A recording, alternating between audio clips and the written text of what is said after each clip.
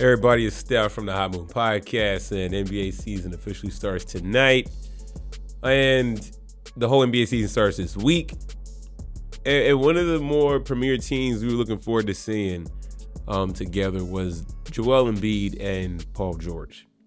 Joel Embiid is still recovering from his knee injury, and Paul George during the NBA preseason hyperextended his knee. So both guys are going to be out for the foreseeable future. All right. They're just going to be reevaluated at the end of the week. I talked about Joel Embiid saying that he don't ever see himself playing in back-to-back games anymore. Sure, right? Will that work? Who knows? Seems like Joel Embiid is going to be on a very massive load management this season. So maybe Joel Embiid will probably play somewhere between 40 to 50 games this season, if that, and hopes that the Sixers and the rest of the squad with Maxey, Caleb, and some other guys they brought in to carry the load. I think Lowry's still there. To carry the load and get them in the playoffs. All right. Very disappointed in this news, just because I was very high on Philadelphia getting Paul George. I mean, look, I was already high on Philadelphia with Joel Embiid and Tyrese Maxey, but then especially with Paul George, give Nick Nurse some time to put these guys in position, build that chemistry to really compete for an NBA championship, or at least at the most have Joel Embiid finally get to an Eastern Conference Finals.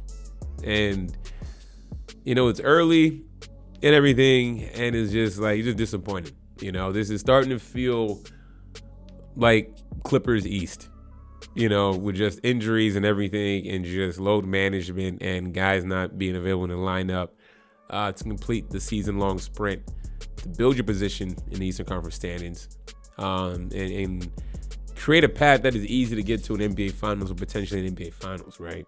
So, look, Paul George, of course, he's going to play. Look, I'm not worried about Paul George. Eventually, he'll come back. However, you just hope that it's not going to be a nagging thing. Obviously, with Joel Embiid, it's always going to be a nagging thing, regardless of this new load management situation.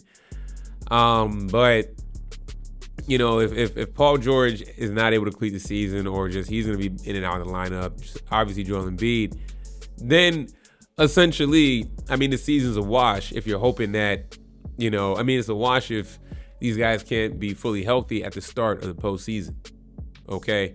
And I know Paul had to make the right move to go out, to leave LA, even though it's his home, but it's kind of like, well, the situation with Kawhi, and just, there's really not a lot of expectations, for the Clippers, even with a healthy Kawhi, because Kawhi is going to break down at some point.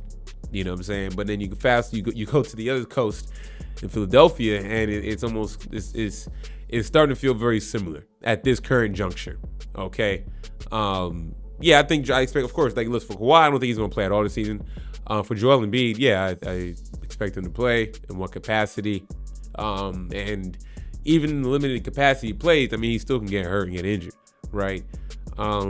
Paul George, he couldn't make it out of NBA preseason, hyperextending his knee. I know it was a freak accident. Paul George is obviously a lot more durable than Kawhi, which is why I had a lot of high hopes on the Sixers.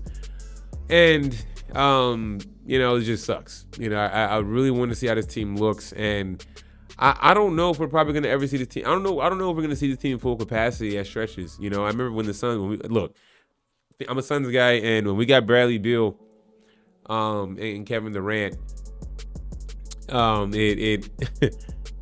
weren't on the court with Beal, Booker, and Durant for durations of time. So I think this is going to be a similar situation where Embiid, Maxey, and George, they're only going to have just a handful of games. Okay. The bright side about this, Maxey has been coming into his own. He's going to have a chance to shine. And how he looks without these two guys in the lineup, I can definitely see him being in conversations throughout the season and as an MVP candidate. So I think Maxey's going to have to set the stage set to really show out. But bad side is just like, damn, here we go. These players, some of these great players breaking down, and it's just starting to feel like Clippers East all over again, man. What a shame. Y'all let me know what y'all think about all this, man. Thanks for watching. Please like, subscribe. I'm out.